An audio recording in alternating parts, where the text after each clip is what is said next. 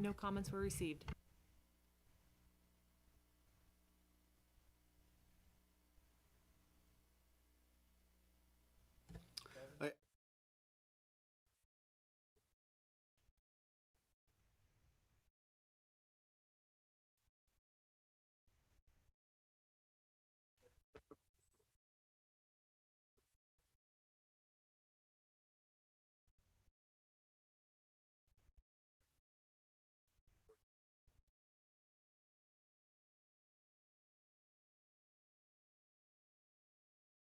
Nevertheless, though, we have been focusing on the unfunded liability related to the PER system and how to best manage that.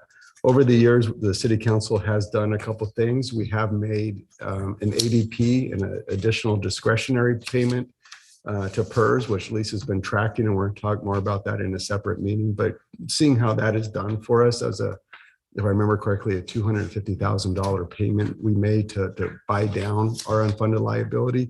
We've also set up our own reserve account for when the budget doesn't have the funds available, we could use that account to pay our unfunded liability. So one of the other options that we talked about in our strategic planning meeting was the 115 trust. So Lisa and I actually met with Rachel from PARS. PARS is the Public Agency Retirement Services. We thought it'd be a good idea to talk to the council about the 115 trust and give you guys some more information. So today it was really just learning about that program. As a follow-up, staff is working on putting together some options for council to consider about how to use some one-time money, potentially to pay down the unfunded liability additionally. I think right now we're paying about $350,000 in unfunded liability a year. In the next 15 years, that's going to over $500,000, $600,000. So that's some of the reasons that we're looking at some of these options. So with that, Rachel, I'll turn it over to you. All right, great. Thank you. Good morning, members of the council. Glad to be here with you all virtually.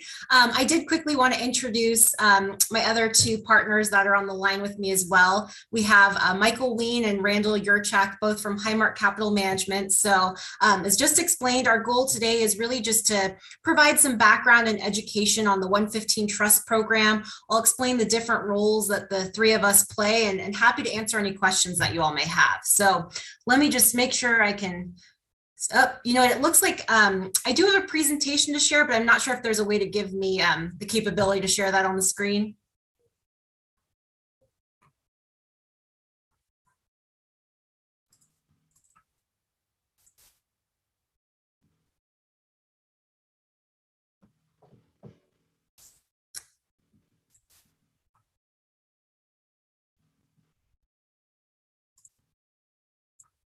Yeah, it still says host disabled, participant screen sharing.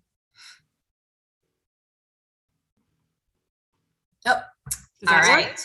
Okay. Let's see. I think that should hopefully do it. Let me make sure here. Okay. Can everybody see this? Are we good? Okay. Sounds good. All right, so let's go ahead and get started here. Let me just first start by going over the three different companies that are involved in the 115 Trust Program offered by PARS. So at the top, you have PARS. That is the company that I work for. PARS is the trust administrator and consultant on the 115 Trust Program. So just to give you a little bit of background, if you're not familiar with PARS, PARS stands for Public Agency Retirement Services.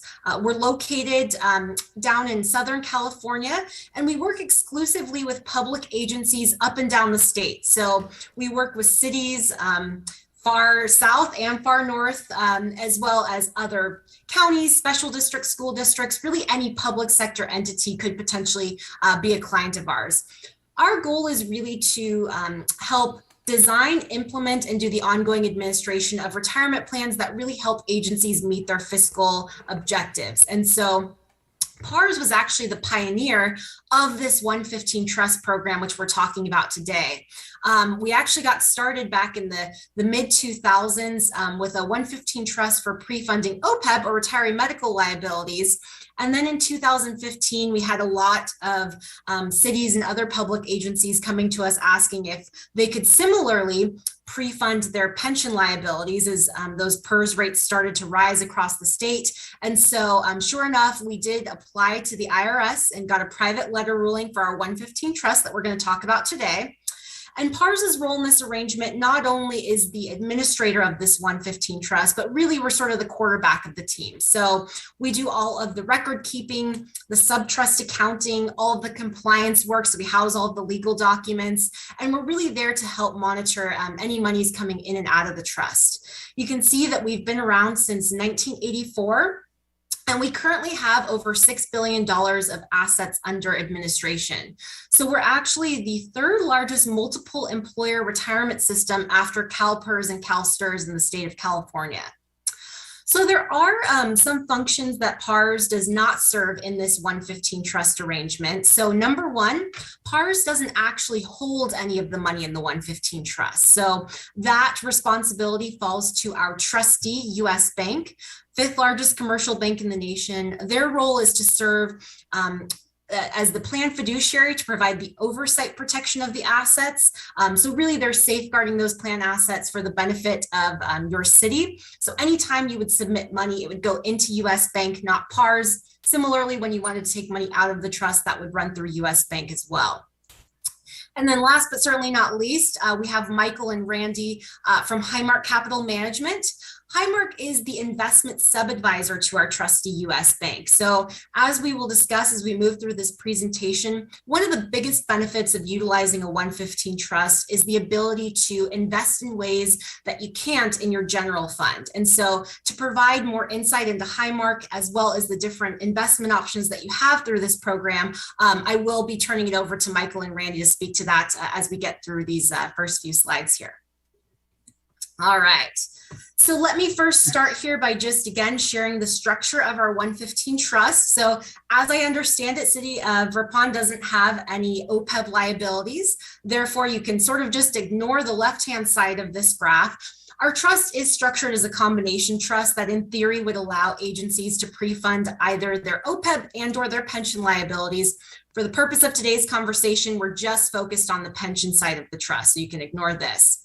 So essentially, a 115 trust is a vehicle that can be used by any local government to pre-fund essential governmental functions such as pension. And the nature of a 115 trust is that it's irrevocable, meaning once you set money aside, in this case for pension, that money is insured to only be used for future related pension costs. So the city has the option, once it sets that money aside in the 115 trust, to either reimburse itself for any pension related costs, or to actually transfer those assets from the account directly to Calpers to pay down your unfunded liability at any point in time. So I know the term irrevocable can oftentimes instill some level of fear and that you feel like it's locked up. But again, I just want to reiterate that it's really only ensuring that those funds, once they're set aside, can only be used for pension costs. But absolutely, they are there for the city if and when you do want to move those out of the trust and pay down your Calpers pension costs. So let me go to this next page. This page just reiterates what I just mentioned. The other nice thing I do want to point out about this 115 trust is that because PARS did apply to the IRS for a private letter ruling, we're one of the only trusts in the nation that actually does have that IRS approval. What that means for you at the city is that it ensures that any earnings derived on the assets, once they're set aside into the 115 trust, are tax exempt. So that's a nice level of security that you have that not all trusts do have. So I wanted to point that out as well. So these next several pages provide to you our list of California agencies that are currently in our 115 trust. We actually have over 450 agencies, including 136 cities, that are pre-funding either OPEB and or pension in our trust. Local to your county, we have City of Stockton as well as City of Lodi, and there's a number of other Northern and Central California agencies that you'll see that are not too far from where you're located as well. And as we move through here, this actually focuses in specifically on which cities, counties, educational districts, and special districts are pre-funding pension. So there are 242 California agencies that are currently setting money aside to address their pension costs. So this list goes over that more specifically. There are 118 cities in California that are currently utilizing this method as well. All right. So now that we've sort of set the stage for what the program is and who we are, let me give a little bit of background on what we've seen with the Calpers pension system as of late. So some of this may be familiar to you, some may not. So just to kind of give a big picture background, we'll start back in 2015. And this is where the conversation of net pension liability, or NPL, really came to the forefront, because there was a proclamation, GASB 68, that started to require that cities and other public agencies disclose their net pension liability as a line item on their financial statements. So it really brought it to the forefront for agencies to start looking more closely at what their net pension liability was. Now, it used to be, before PARS developed this 115 trust concept for pre-funding pension, an agency's main method for potentially addressing those higher pension costs was to send additional monies to Calpers. And it sounds like your city has done that. So, apart from sending additional funds to Calpers, unfortunately, there weren't a lot of other options. So the nice thing about these 115 trusts is now you can utilize this as a tool in your toolbox as another way in which to address those rising costs. So I keep talking about rising costs with Calpers, and you may be wondering, why is it that the costs do continue to keep rising and have for the last handful of years? So there's really been a lot of changes at Calpers that have ultimately led to these increases. So some of you may be familiar with back in January 2016, when Calpers announced that they were lowering the discount rate from 7.5% down to 7%. So the discount rate, just as a little bit of background, is really meant to be tied to the expected rate of return over time. And so essentially what Calpers was doing back in 2016 was lowering their return expectation from 7.5% on their investment mix down to 7%. Now, unfortunately, there's sort of a teeter-totter effect where when the discount rate goes lower, your liabilities go higher. So they did phase in that discount rate reduction over time, but there was a really large impact then to what employers were on the hook for paying into Calpers in future years. Now, most recently, as of fiscal year end June 30th, 2021, Calpers' rate of return was at 21.3%. Now, by any measure, that sounds like a pretty darn good return. But what that did was actually trigger a risk mitigation policy that Calpers had set in place for when they achieved certain returns, such as a 21.3%, it ultimately triggered them to lower the discount rate even further. So right now, that discount rate is going to be lowered from 7 down to 6.8%.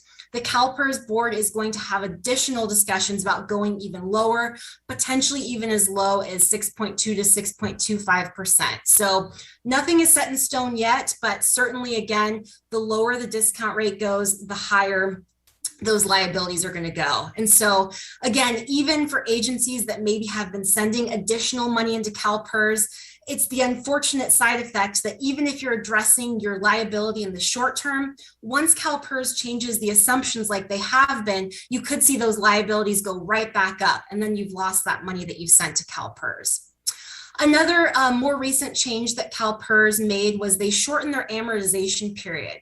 So it used to be that your liabilities were amortized over a 30-year period. Now they're amortized over a 20-year period, which is less time, again, which drives up your annual cost. So that went into full effect in fiscal year 1920. So that's something that's already going to be reflected in the numbers I'm about to show you. But again, anytime Calpers makes these types of changes, it does have a direct impact on what you're paying into the pension system. So all that being said, let's take a look at your most recent funding status with Calpers. So page 12 is actually your funding status as of June 30th, 2020. This is hot off the presses. Calpers just came out with this information last month. And so what we've done here is really synthesize this into showing you what your liabilities looked like as of June 30th, 2019 versus what they look like as of June 30th, 2020. So you can see your actuarial liability did grow a little bit, about 21.2 million, and your assets also did grow, which is good, so 16 million. And when we take the difference between those two, that puts the unfunded liability right around 5.2 million. So your city is about 75.6% funded. That's right in the range of where we see other California cities. 60 to 80% funded is sort of that range in which we see cities when we look at these types of results. So you're right in there. Your employer contribution for fiscal year 21-22 is right around 768,000. And it's expected to increase by about 27% to about 1 million by fiscal year 27-28. So again, the reason why we're seeing those rising costs is a function of all of those changes that we just mentioned. Again, when they don't hit their return expectations, that puts the employer contributions even higher. So as of June 30th, 2020, Calpers got a 4.7% return. And again, they were aiming for a 7%. So again, you can see the dynamics and how year after year, when they change their expectations, again, it leads to more pressure on agencies to contribute higher amounts into the system. So what does this look like as a function of your ongoing payroll? Page 13 shows you year by year what these increases look like as it relates to your payroll. So for fiscal year 21-22, you can see that the annual pension costs right around 36.5% of your payroll. Those are expected to increase to about 42.5% by fiscal year 27-28. So keep in mind, this is a snapshot in time. This is as of June 30th, 2020. So it's hard to say what the future holds, but certainly these types of trends are what we've been seeing with cities across the state. And so knowing that these rising costs are coming is really, again, another reason to take a look at what tools you have available to ultimately address those rising costs. So that leads into why consider a 115 trust for pre-funding pension obligations. So we kind of set the stage, talked about some changes with Calpers and how that impacts what your city may be contributing into the system moving forward. So why consider this tool? I mentioned before that before this tool was available, a city's main option was really to just send additional monies to Calpers above and beyond what was required on an annual basis. So the downside of that, again, is that, I've talked to cities that have actually, I know one city in particular that, believe it or not, actually was fully funded with Calpers. Due to recent changes, they are no longer fully funded under Calpers, and their unfunded liability has now gone up. And so the problem with sending money into Calpers is once you send it to them, it goes into what some cities have coined as an actuarial abyss, meaning you lose all control of how that money is invested, how it's amortized, as we just looked at. And really, once you send the money to Calpers, there's no getting it back. So they changed the assumptions, that money's now gone. So I think point number one is one that resonates most strongly with cities, and that is the idea of retaining complete and local control over your pension assets. So the nice thing about a 115 trust is once you set money aside in a 115 trust, you have full control over how much money you set aside, when you set that money aside, how you invest that money, and when you actually start to draw down on that money to pay your rising Calpers rate. So again, the flexibility and control is completely in the hands of your city rather than just sending it to Calpers where you have no control. Point number two speaks to pension rate stabilization. So our program is actually called the Pension Rate Stabilization Program. And the reason why is that setting money securely aside into a 115 trust, as I explained, where it's insured to only be used for pension-related costs, allows you to really smooth out or stabilize those increasing costs. So when we look at the chart on page 13, you can see those costs ticking up over time. Knowing that you can get to the trust and start to draw down on those funds to supplement supplement the money coming out of your general fund for those rising pension costs will help to lessen the blow to your budget and really smooth out those rising increases, as I mentioned. Rainy day fund, we've had some councils really view this as a rainy day fund simply because your ongoing pension costs are always going to be a significant portion of your budget. And knowing that you have funds that are securely set aside to deal with those costs is something that can really be utilized as a rainy day fund. You know, if you find yourself in a difficult budgetary year or there's an unforeseen emergency, you know that you can reimburse yourselves at the city for your annual pension costs, and that money is there for you when you need it to pay those bills to Calpers.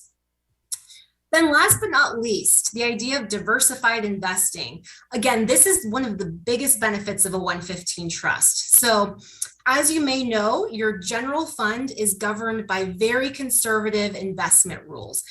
You're not allowed to invest in stocks. And so the returns, therefore, are very muted typically on your general fund returns. I spoke with a city just the other day. Their 1 year returns for their general fund were right around 0.3%. And so again, it's hard to grow your assets when you are so limited to how you can invest.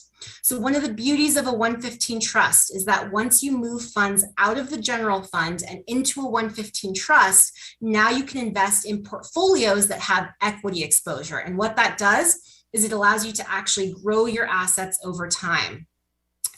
Another way to look at the diversification of this program is that in setting up a 115 trust, rather than sending the money directly to Calpers, where you have no say in how they're investing, this allows you to diversify how you're investing your future pension funds as well. So you may want to, invest in something more aggressive than your general fund, but maybe not quite as aggressive as how Calpers is investing. So maybe you want to find that middle road. So again, based on your city's risk tolerance, time horizon, other objectives that we'll talk about, it really allows you the freedom to diversify how you're investing those funds and not put all your eggs in one basket, so to speak. So big advantage there as well.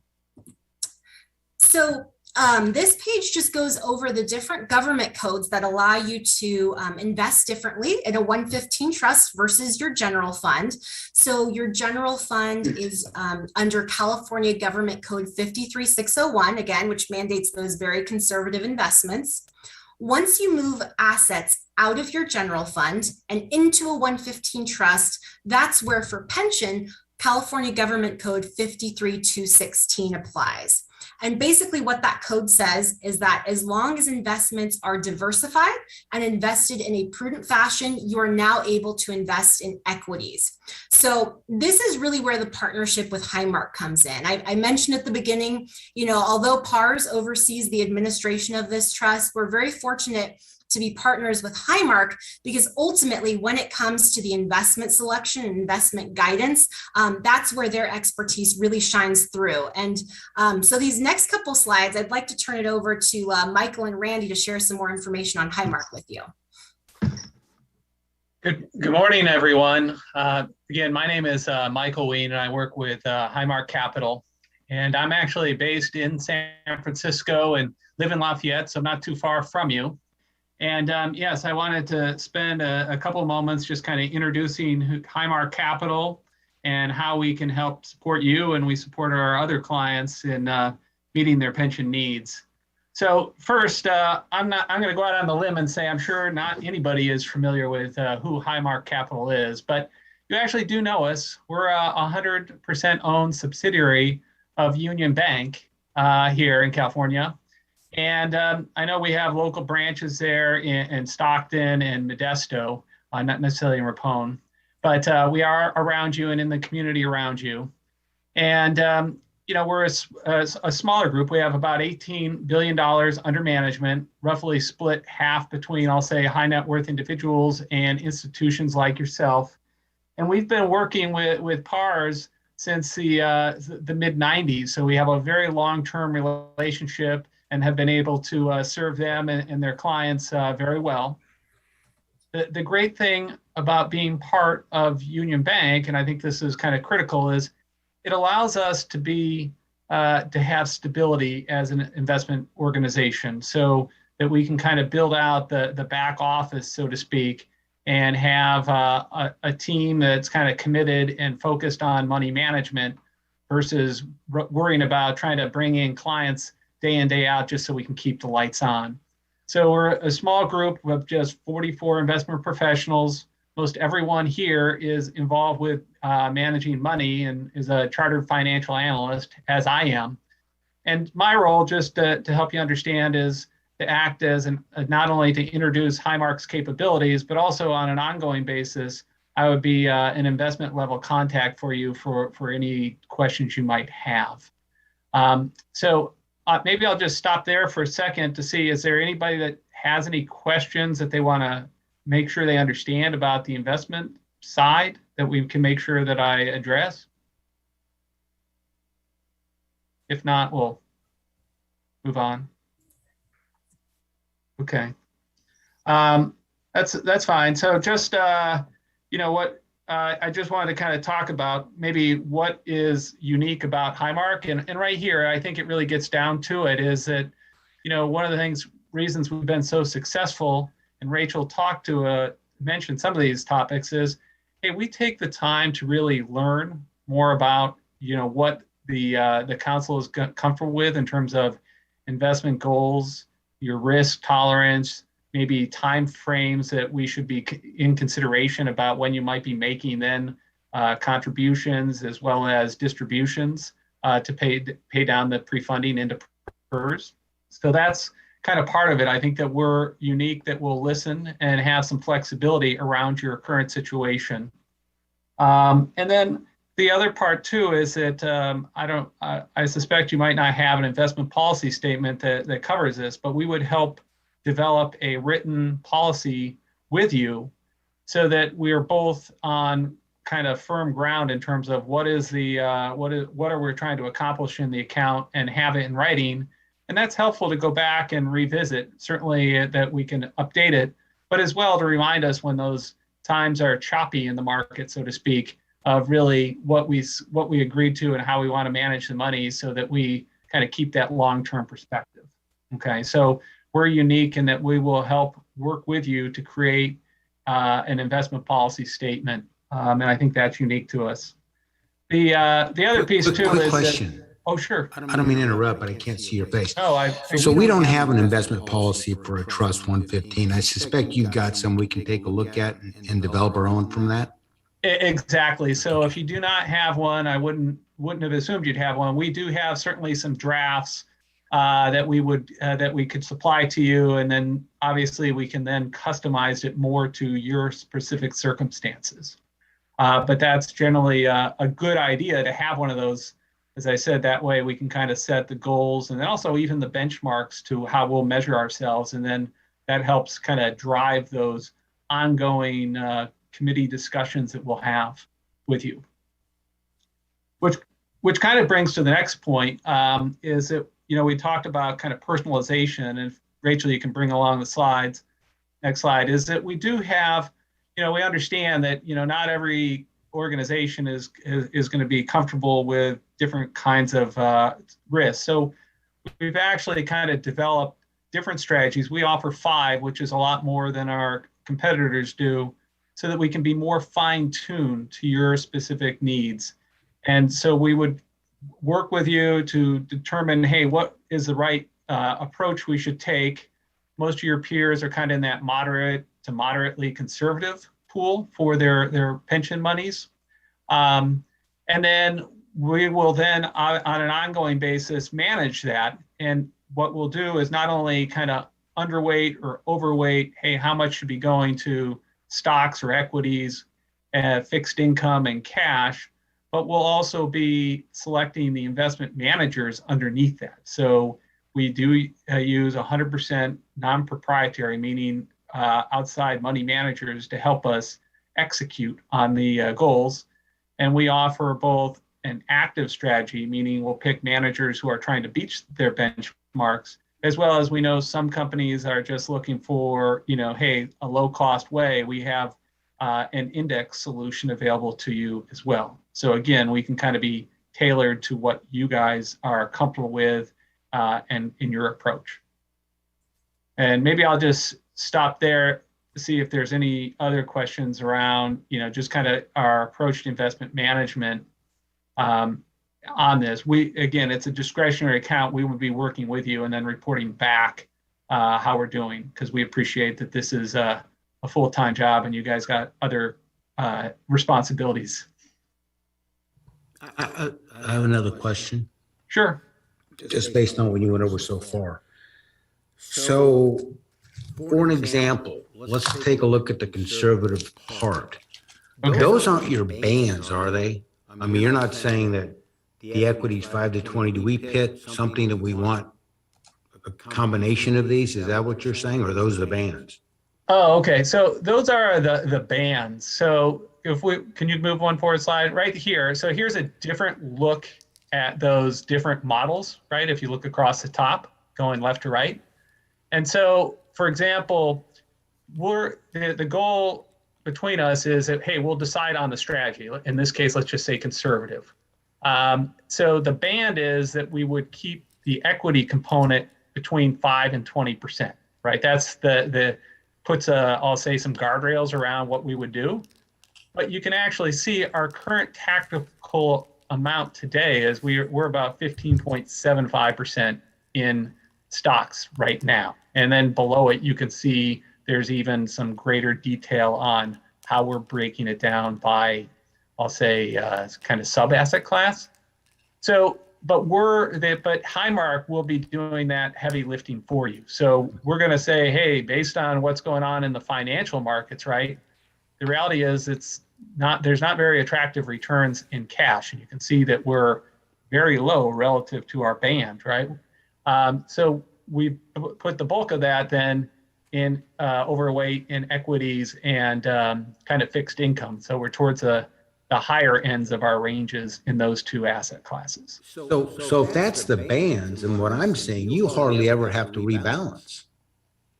Well, I guess it could be 2 years from now, we could be, I don't know, 8% equity. So That's within the band. And you can also see on the other equity or on the other portfolios, they will have a little wider bands, right? So that one is, in terms of equity exposure in a conservative portfolio, right? Remember, this is a portfolio that's designed to minimize volatility. There's only a 15% band to equity, right? You're going to be somewhere between 5 and 20%. But you can see in some of the other portfolios, right, the more aggressive ones, there is a little bit more latitude that we do have because the clients in there are comfortable with a little bit more potential short-term volatility. Okay, fair enough. This one here you wouldn't have to, but the other ones I'm not looking. Okay, that's fair enough. Okay, so that bands, but that also helps you understand that look, we're not going to be trying to market time, so to speak. Our investment philosophy is to be diversified and take a strategic look, right? Saying what's your long-term comfort level with risk and returns, and that's kind of how we come up with, hey, which of these 5 to be in. Then the second step is to say, well, hey, we're not looking at this in a vacuum. Let's look at this relative to what's going on in the marketplace today. Where are there some advantages to take advantage? This is how we're, quote, adding value for you to say, where should we be underweight or overweight kind of these bands, right? And work within those bands. And then, of course, the third level of management we're doing for you is selecting the money managers who we think are going to be able to best execute on that. So you would do that within like the large cap, large value growth, and that you may rebalance those around, even though the bands may not change. You may do it within the actual individual holdings. Correct. So so right now we've had such a run up in large cap growth stocks that we've in the last couple of years that we're starting to say, wow, that area looks a little higher priced, right? So we're starting to say, hey, it's more attractive, relatively speaking, in the value side, and particularly even and again, small cap versus large cap too. So there are weights we're over within the equity category. Yes, we're also doing some underweighting and overweighting based on just even look what's attractive within that. So in the investment policy, do you have guides within that for bands within the within the asset classes? Do you have bands within there too? Yes, and we could put that in there, right? So what we want to do is create an investment policy statement that helps give us direction and allows us to evaluate things. But at the same time, we don't want to be so overly prescriptive that we then completely lose flexibility. So that's kind of that magic that we work with you in the investment policy statement. And we can get out a sample of what we've seen other clients do if that would be helpful. Okay. And you pick the indexes you match these to? We do. So we do have some benchmarks that we, kind of standard benchmarks that we evaluate the portfolios on. And in fact, in the appendix, we not only have, for each of the strategies that we've talked about. Oh, here's one of them. See, you can see this is, again, for that conservative portfolio. You can see it kind of gives you an idea of, hey, what is the range and the goals and where are we today? But then we'll also talk about, just below it where they talk about annualized total returns, that you can see we do have benchmark information. And then again, we have an active strategy, meaning we use active fund managers to do it, people that are trying to beat the benchmark. And then on the right, we do have it where it's a more of it's an index approach where we're just going to pick index funds as we execute that. Is that helpful for you? Yeah, that's good. Thank you. Okay, so there was each a one-pager quote for each of the different strategies out there. And again, that would be part of our discussion process to kind of work through that to help you guys to determine, hey, what is the best mix for our city, our agency? Okay, and just here are some examples. So, what does that really all mean? Hey, you guys help. Well, this is a kind of results that we've seen over time, depending on the portfolio. And we've been able to, across the portfolio, has been able to beat our benchmarks. And I think that's the ultimate test in time, right? And we've been doing this for a while and we've had success in that, underweight, overweight, the shifting within the equity category between small and large to add value. And one thing I'll add here, Michael, if I could, I mentioned when we were talking about the dynamics with Calpers, their returns as of June 30th, 2021, which is what you're seeing here for Highmark, were at 21.3%. So I did want to, again, highlight the importance of diversification because the way that Calpers is investing is most comparable to the capital appreciation strategy. Highmark for that same period of time did over 32%. And in fact, even their moderate strategy, which took on significantly less risk than Calpers, did better than 21.3%. They got 22.5%. So again, that's not to say that Highmark is always going to outperform Calpers, but it does show the value in using this as a tool to invest money differently than Calpers is. So wanted to highlight that as well. I'll also point out, and I'm sure Michael can parrot this sentiment, the 1 year returns are higher than I've personally ever seen them for Highmark. And so I would say take this page with a grain of salt. Maybe it's better to look longer term at these returns because I think, Michael, you can speak to the fact that the 1 year in the stock market was pretty phenomenal. Yeah, it's I agree, right? So one doesn't want to look at the 1 year number and make assumptions going forward. But I do think it is relatively speaking, right, that we're able to perform. That's a good indicator in our abilities. And one also thing I want to note, right? So getting back to the review, and is that we're on an ongoing basis going to get back with you on your schedule, right? Whether that be quarterly or semi-annually or annually, to review these numbers with you and help understand what was driving performance. What was the attribution? Was it overweight in equities, let's say, or our overweight in large cap versus or underweight or overweight in small caps versus large caps that helped or hurt.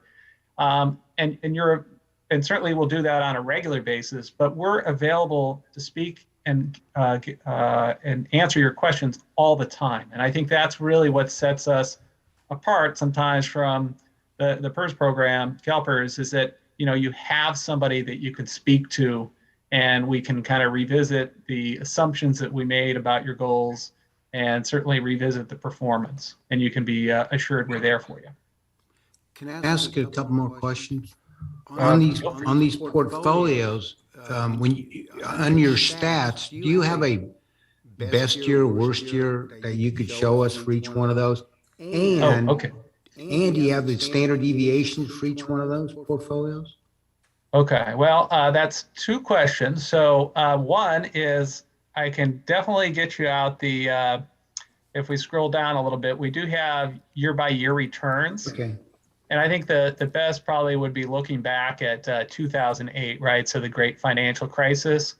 I think that's a good portfolio to kind of way to look at any of the portfolios to say, hey, what happened in those years? Because that was, remember, a pretty disastrous time.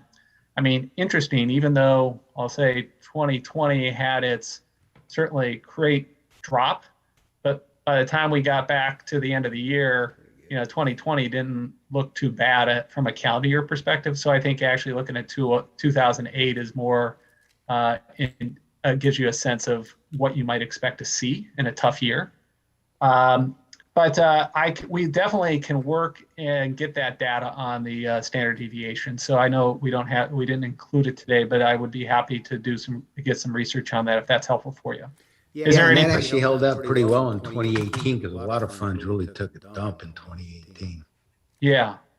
So so that, but that's why we do the year by year, because I think that as much as you want to pat yourself on the shoulder for what we did through through June 30th this year for the last year, there's years like 2008 that, one has to endure as well. Sounds good. And I'll just point out that these are in the back. I sent Lisa this presentation this morning. And so for each of those strategies, those 5 different options, we have at the very bottom, you can see year by year what those look like. So that'll show you kind of worst case scenario as you wanted to see it, as well as what the other years look like for each of these. Can we get a copy of this? Because we haven't seen this except for what you're showing to us now. Okay, yeah, a copy of this presentation, I think Lisa has it, but I can certainly resend it if I need to as well. Okay, thank you. I can send it out. Perfect, thanks, Lisa. Okay, good questions. Oops. So I'll just add here to what Michael was saying about investments. Every city or public agency that we work with ultimately has different objectives. And so Michael, Randy, and the Highmark team ultimately want to meet with each of our agencies to discuss with them what their objectives are and what strategy is going to work best for them. And so this pie chart just gives you a sense that we've had agencies that have chosen each of those options that Michael showed you. If you're interested in knowing where agencies tend to gravitate, as Michael pointed out, the slight majority do go to the moderate strategy, which tends to have about 50% in stocks. And then the next most popular has been the moderately conservative strategy, which has about 30% in stock. So I think the prevailing thought from what we've heard is that agencies are looking to take on a little more risk than they are in their general fund, simply because, as I mentioned, general fund returns have been fairly abysmal as of late, but they don't necessarily want to swing for the fences and invest as much in stocks as Calpers is. And so maybe there's a happy medium there. But all that being said, we have agencies that have chosen each of these strategies. And Michael, I didn't know if you wanted to add to that at all. Yeah, I just think it's, that would be something that we're, want to have a discussion with you guys. And I know that obviously this whole approach is, taking this approach as a new step. The other thing too is, over time, it's possible that you might reassess to say, hey, look, we're happy here. We anticipate we're not going to forward this money to Calpers for as long as we can. Maybe we can adjust to your capital appreciation portfolio, for example, a little bit more. And that's fine too. So, where you start and where you end can be different. Absolutely. All right. Before we move on from investments, let me pause and see if there's any other questions for Michael. And if not, I'll just wrap up with a few more slides here. No questions. All right. Sounds good. So just a last couple slides I wanted to run you through. So this page goes over the program fees. So we are fully transparent in what the fees are for this program. The nice thing about this program is there is no cost to get it set up. So we've often, presented this tool to cities. They like the concept, but potentially they don't actually have money right now to set aside into the trust.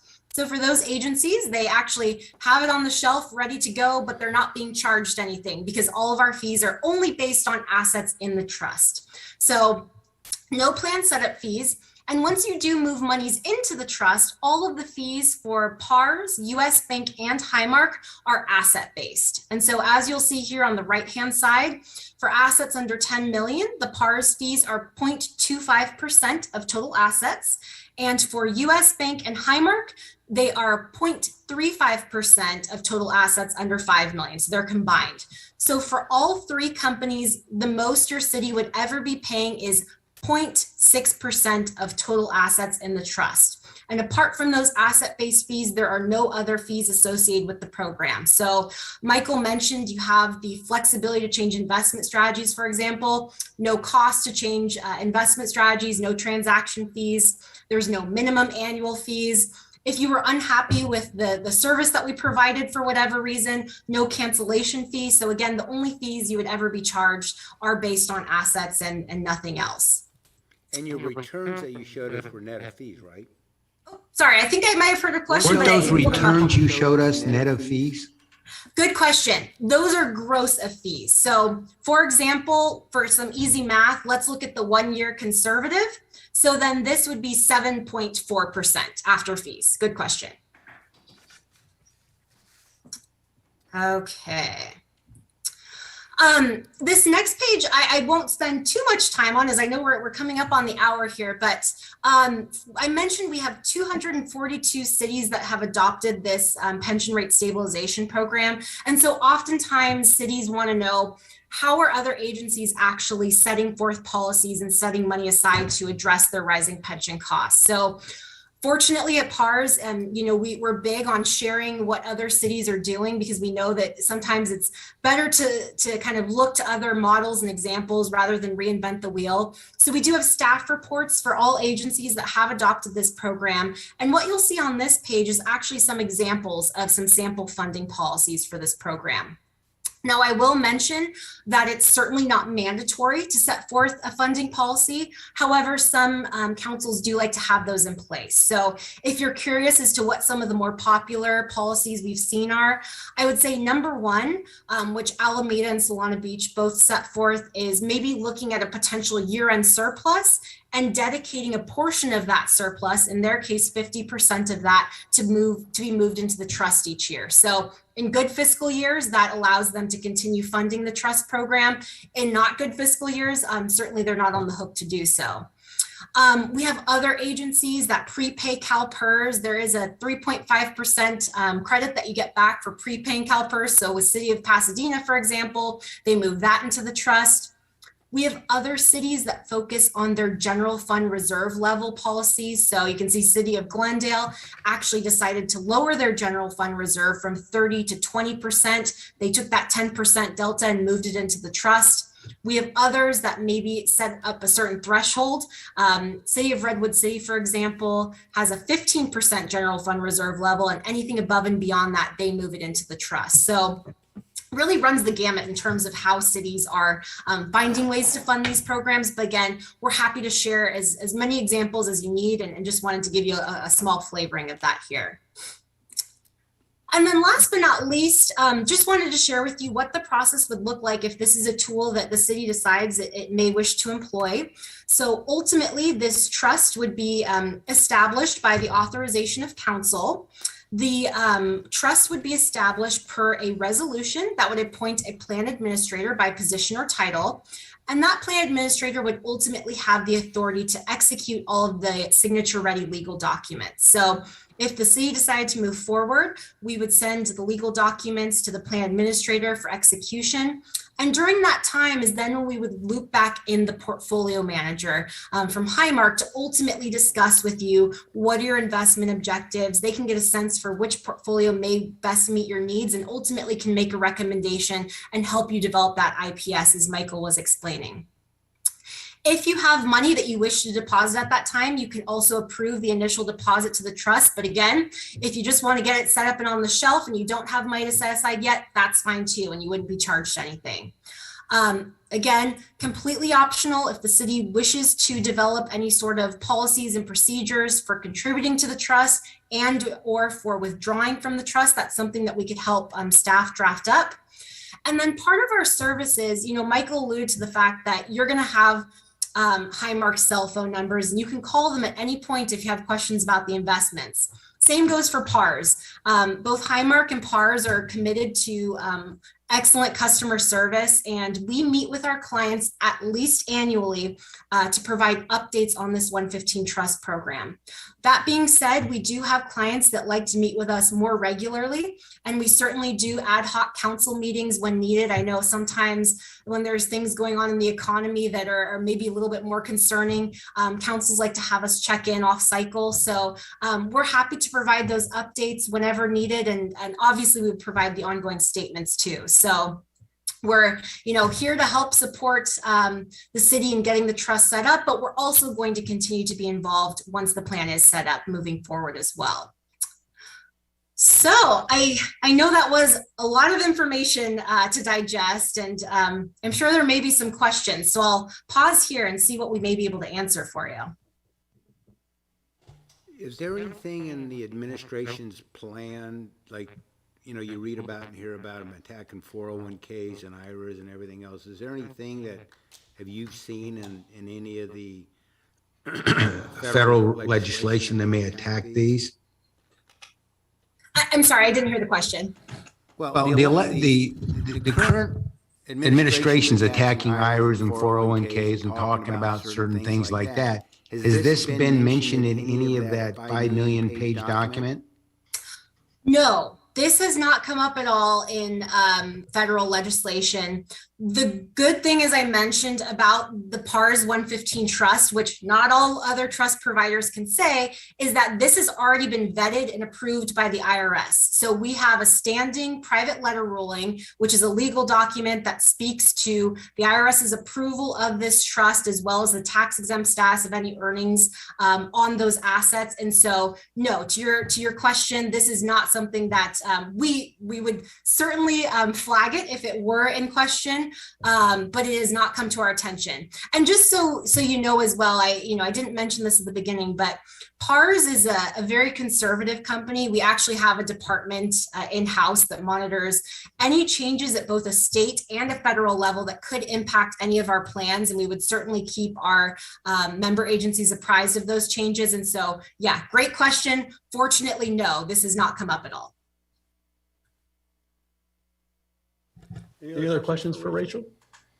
Well, thanks, Rachel. We appreciate you and your team's time and the information. Obviously, there's no action on this. It was just an opportunity for the city council to learn more about the 115 trust as we look at options in the future. So, absolutely. Thank you very much, Rachel. Thank you so much. And so, Lisa, we'll go ahead and follow up with you in regards to the standard deviation question as well. Is that fair? Sounds great. Thank you. Okay. Great. Thank you all for your time. We really appreciate it. Yes.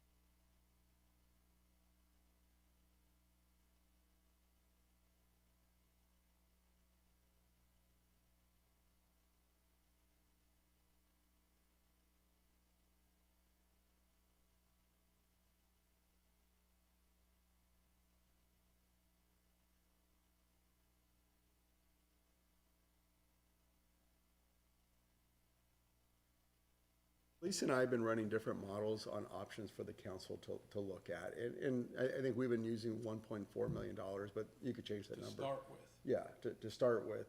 And you could invest that either through the additional discretionary payment, the payment to PERS, through the 115 trust, or you could just put it in our own reserve account. So we ran some numbers in a different way. And I think at the end of the day, we're still drafting it and putting together a recommendation. But what Rachel said is kind of where we were at as far as diversifying some of our options.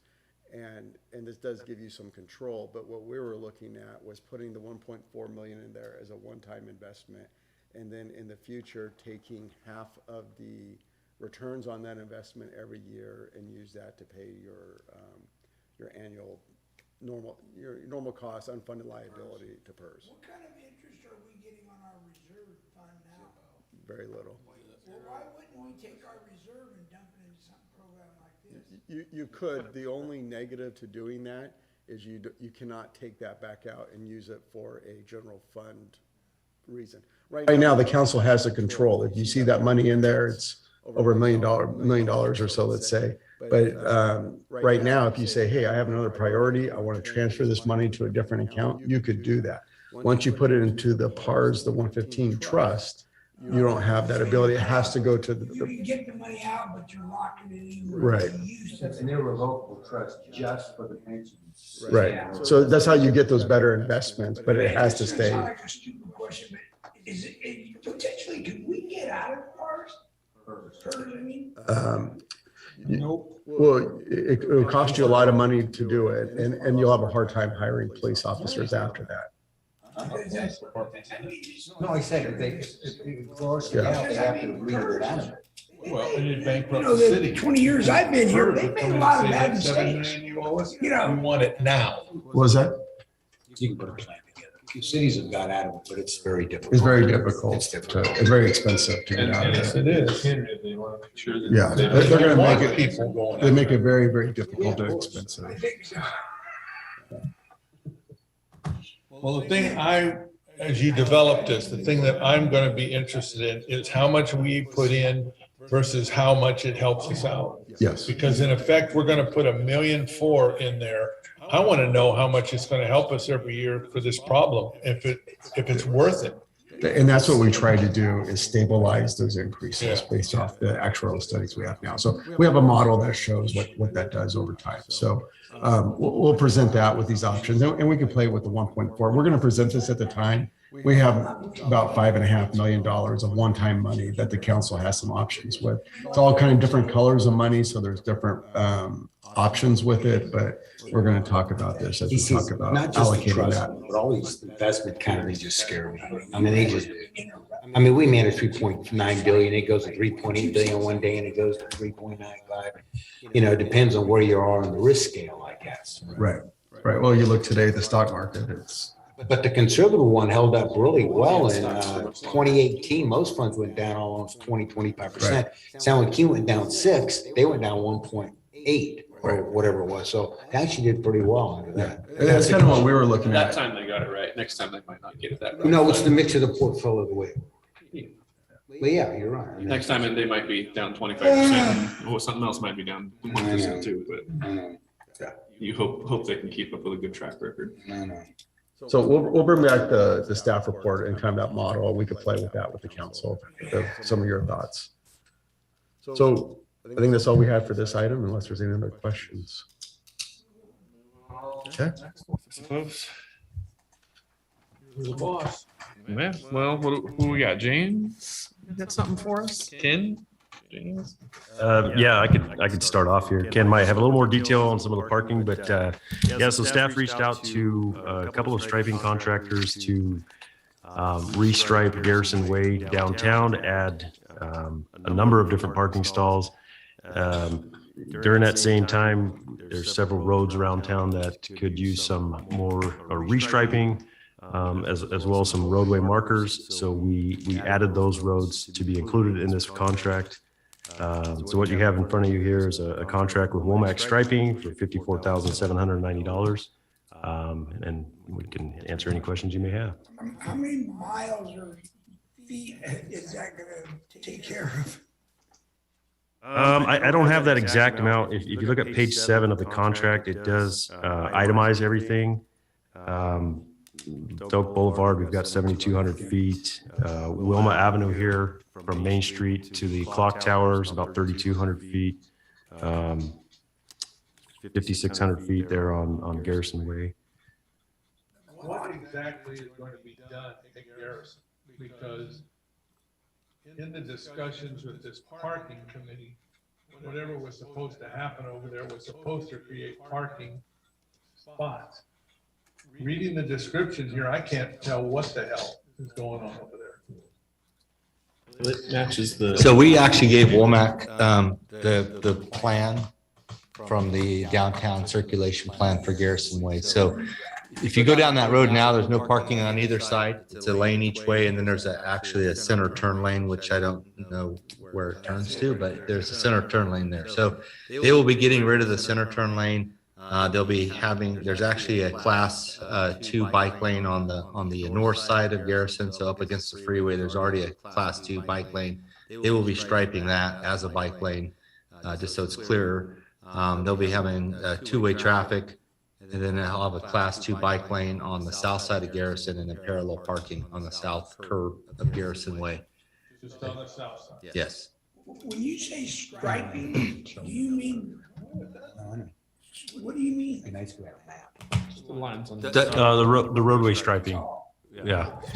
Fixing the road. No, striping and markers. And, Striping. correct. Yeah. And all of this is thermoplastic. Besides, I believe the T-stalls may be paint, but everything else on the asphalt is going to be thermostriping. So James, thermoplastic. can I follow up to Leo's comment? So Garrison Way, I mean, you can pick any of these. Where does it actually say parking spots? That's actually, it's the first item. It's downtown parallel parking stalls. So according to the meeting that we had with Womack striping, we're going to be looking at some other areas in the downtown area to try and sneak in a couple other stalls. So yeah, that's just covering everything on Garrison Way there, and then any of the other stuff that we can get in downtown. So I met with Womack striping out there in downtown and gave them a map and highlighted all the streets that we were looking for, kind of the tick marks, the T stripes, basically for the parallel. So that's what he quoted on. He quoted us a number in the plan. If we need to go above that a little bit here or there, I think it was $12 or $10 for. So we were going to try to maximize where those are at. We did talk about, I think with council is also when I met with Womack is striping all the side streets as well. First Street, probably not striping First Street between Elm Avenue and Acacia. That's strictly mostly, one side of that street is actually zoned residential. The other side has no businesses on it, and that's not where we have most of our parking issues, is not down in that area. So we would not be putting any striping down there just for the time being until we actually redo First Street. But From Elm to Stockton, we're looking at doing striping on both sides, the T striping. We're looking at doing the T striping or parallel striping from Main to First Street and all the side streets. Probably not past First Street this time, because most everything past First Street is residential, with the exception of possibly Locust Avenue, where we do have some businesses. So we're just going to try to, I'm going to work with Womack quite a bit once they get a little dialed in, ready to come do the plan and make sure we maximize the striping spaces. How long are the stalls that they? That's what I was just going to ask. They are, if you want to get a good idea of what they're going to be, they're the same distance and length as what we have in front of Ripon Elementary. I think they're 21 or 22 feet long. And just wants to make sure his truck will fit. Well, it doesn't if it's 21 feet, right? You know, bumper to bumper, basically. Actually, we have the parking spaces striped in front of Ripon Elementary now. They're going to be the same dimensions as those. There's quite a few bigger cars that park there from time to time, so they do fit. You get a Honda Civic in one, you get a Ford pickup in the other, it works out, but you're going to. Well, if you put the right bumpers on your truck, you could fit. Well, yeah, you just push everybody out of the way. This isn't France. I was talking, it's amazing how many people in town pay attention to street striping, but I was talking to somebody. They mentioned Garrison, and it's not on the list either. Garrison, where it comes into the frontage road, there's nothing there. It's all been wiped out. I went out there and looked.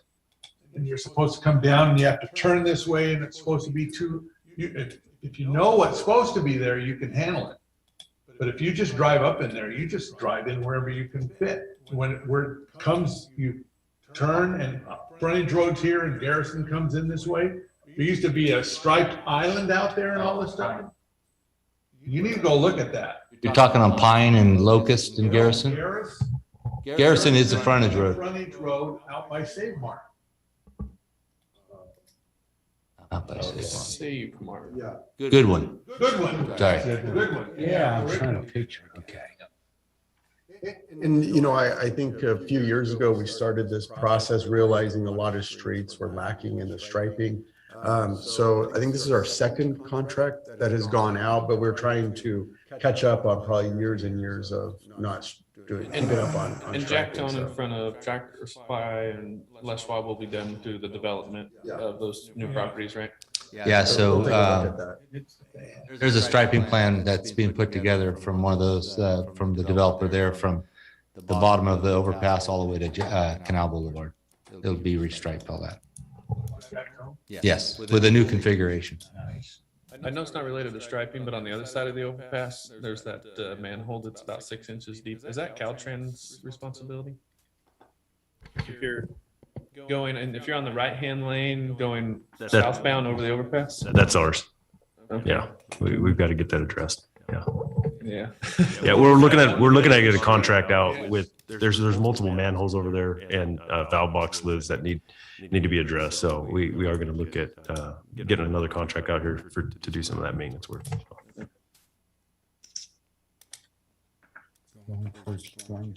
Yeah, if you're leaving Flying J going south, like if you're trying to get either onto the southbound lane. You need to make a motion. Tim, do you have anything to The vote's say? not lit up. Yeah, I can't click the vote either, so. I'll make a motion that we approve the contract with Womack. Second. Well, as soon as And since Tim's remote, we'll do a roll call vote. voice vote. Yeah, roll call. Councilmember Tim Wheeler, Yes. Leo Zuber, Yes. Mike Restuccia. Yes. Dean Euchre, Daniel DeGraff. Yes. Motion passes 5-0. All right. Parcel map. Is this Ken's or Kevin? This is just to authorize the mayor and staff to sign the parcel map. This is on the corner of Canal and Jacktone. And it's part of the previously approved projects happening in that location. Okay, I just noticed on the documents, they must have been prepared quite some time ago. I noticed Lisa's name is wrong and the mayor's name is he's not even on the council anymore. So I don't know if they want to update that sheet or not, or how that works. We can cross it out and Just call them back. We could actually erase them, I think, and write it in black. yeah, I'll write it in. That's fine. It's on vellum anyways, It's right? that easy. Let's change a few others. Yeah. I just noticed that, yeah. neither one. Just call Jake back. He'll come and sign. That's not Jake. Who is it? Kurt Bernice. Oh, Jesus. Holy, That's been 20 years. God, no kidding. that must have been when they set it up originally. Yep, exactly. Yeah, scroll through here. It's signature I'll block move on to this. accept the parcel map.